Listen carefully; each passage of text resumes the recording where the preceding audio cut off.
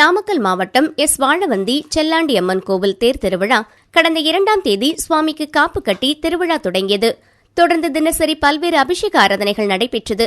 நேற்று மதியம் 2 மணி அளவில் சுவாமி தேரில் ரதம் ஏறி எஸ். வாழவந்தி பகுதியில் மாவிளக்கு பூஜை நடைபெற்றது.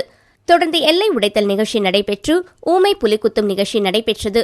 சுற்று வட்டாரத்தைச் சேர்ந்த ஏராளமான பக்தர்கள் கலந்து கொண்டு சுவாமி தரிசனம் செய்தனர்.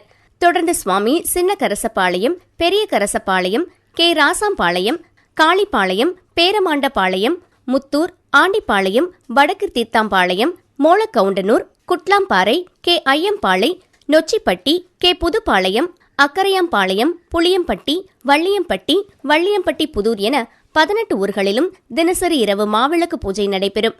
விழாவிற்கான ஏற்பாடுகளை இந்து சமய அறநிலைத்துறையினர், கோவில் நிர்வாகிகள், ஊர் பொதுமக்கள் செய்திருந்தார்கள்.